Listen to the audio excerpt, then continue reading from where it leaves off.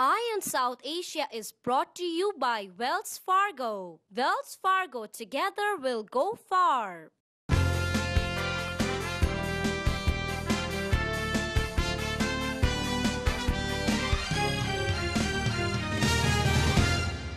Welcome back to Eye on South Asia. Sanjeev, Yes. We're going to move to our next story. This is a very interesting one. An Indian diplomat's daughter, her name is Kirtika Biswas, and last year it was an issue when she was arrested and handcuffed. Wrongfully arrested. This was a shocking story last year. I believe it was in February of 2011, I think. And it was a shocking story. Right. And it was a wrongful arrest where she was accused of allegedly sending offensive emails to her school teacher. Yes. And she was kept in jail overnight for 24 hours. And her father is Debashish Biswas. Biswas. Yeah. He's a consular office at the Indian consulate here in New York. Correct. And she was actually not allowed to contact her family as well as her father's official. Exactly. She was not allowed to see her parents or talk to anyone. Exactly. Which is very unlikely. I mean, normally they would allow to talk to your family members or at least an attorney. Right. And now she's actually suing the city of New York for $1.5 million. And this is New York City as well as the other entities related to her. Well, the lawsuit arrest. also names a police officer and I think school officials. And out of 1.5 million, $500,000 is for compensatory and $1 million for punitive damages. Right. And unfortunately, she was suspended from this school as well, right? She was arrested actually in her classroom. They went in there and they arrested her during her class. And she was saying, no, it's not me. It must be mistaken identity. But teacher pointed a finger at her saying that she is the one sending out these hatred emails. Right. And it turns out that these derogatory emails were not sent by her, but actually another student. Came from another student, exactly. And we don't know how that actually panned out, do we? Well, that's another thing. But first thing is, what surprises me is that why they rushed in so much and without doing their due diligence or really checking on the other facts. Why did they go after her immediately and arrested her? Exactly. That is very surprising, very shocking. Yeah. So this is a pretty big lawsuit here, and we're going to see how this pans out because this could be her moment of justice in this case. And speaking of kind of disappointing, I guess, verdict for some in the recent court case, the main suspect, Stephen Contreras, in the case of Mr. Divyendu Sinha, his murder, he has been found not guilty for murder, and that was kind of the main charge against him, as well as secondary degree conspiracy to commit aggravated assault on both Mr. Sinha and Martino, who was a secondary person in this case. So he has actually been found guilty of conspiracy, aggravated assault, and hindering the apprehension of others. Because the prosecutors had described him as master of ceremonies because he was the person in charge. He was the one driving the car. He was the one came out first and then started attacking Divyendu Sinha. Right. But now that he is found guilty of lesser charges than what has been put on a table, right, that is also... It kind of sets expectations. It's a setback. It's a setback for Divyendu Sinha's family and then attorneys on that side. Right, because we have 4 other defendants in this case who are facing the same charges. Correct. And if Contreras was considered to be the master of ceremonies and his charges have been downgraded, it kind of sets expectations for the others. So. Alka Sinha, the wife of Mr. Divyendu Sinha, was very disappointed and distraught by this verdict, and I think she's joined by the community, friends, and everybody else, because, like I said, that this was unexpected,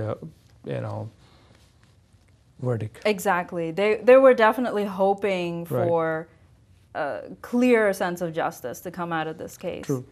And speaking of community rallying behind, our other case in Jersey, the case of Darun Ravi, we have members of the Indian American community. They came together in support. They wanted to support their fellow citizen, and they actually had an event, and over 600 people from the community attended, and in the tri-state.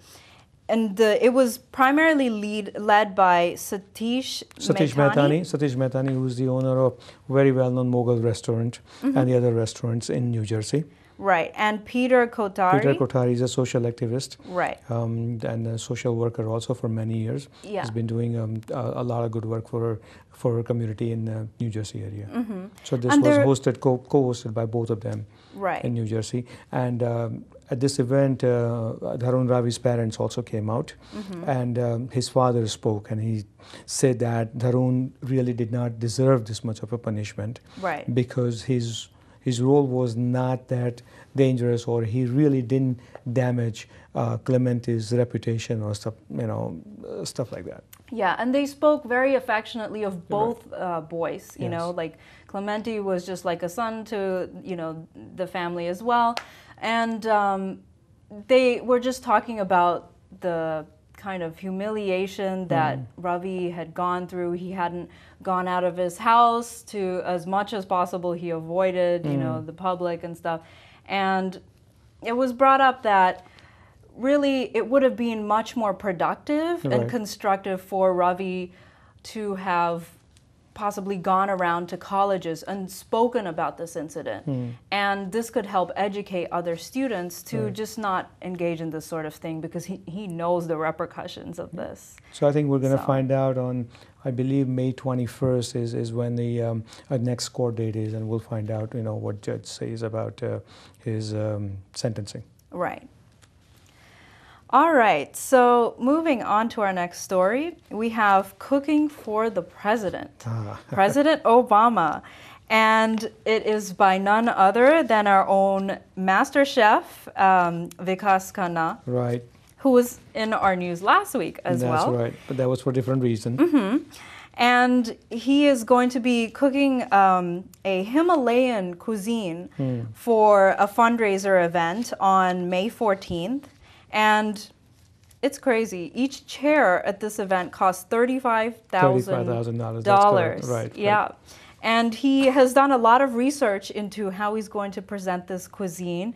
And he's going to be doing, like a several course national delicacy.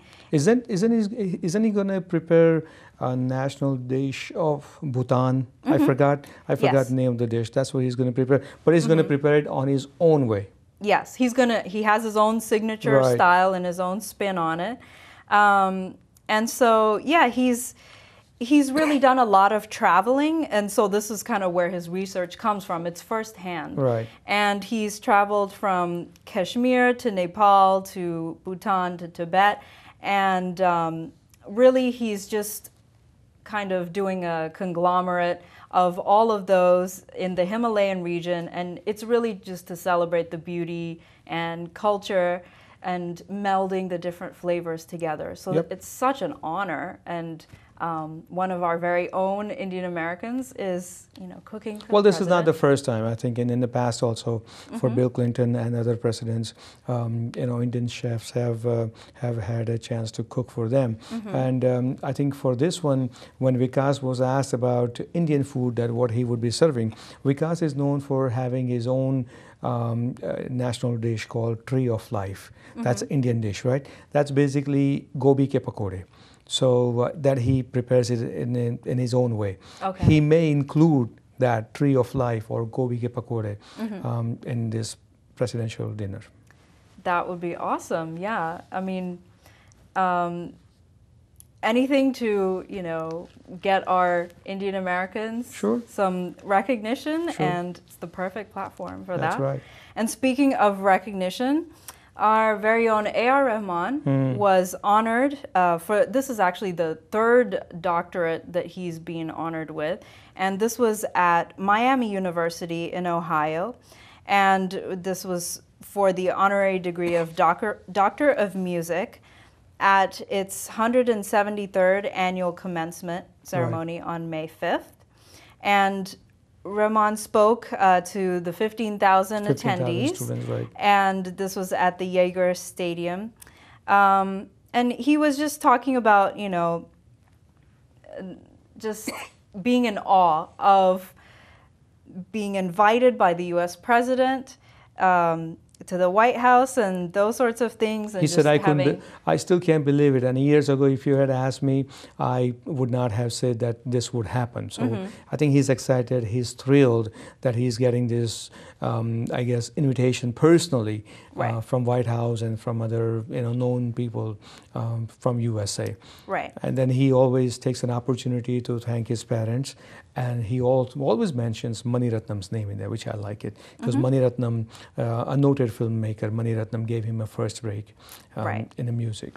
Yes. And in terms of his connection with Miami University, he has had over 10 years of associating with the university, and he had assisted in the making of the KM Music Conservatory. Right.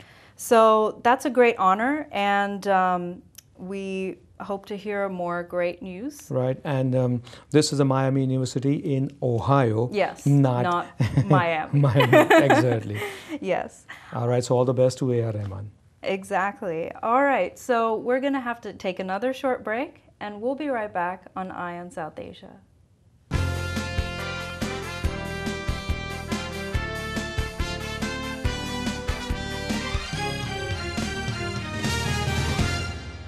Eye on South Asia is brought to you by Wells Fargo. Wells Fargo, together we'll go far.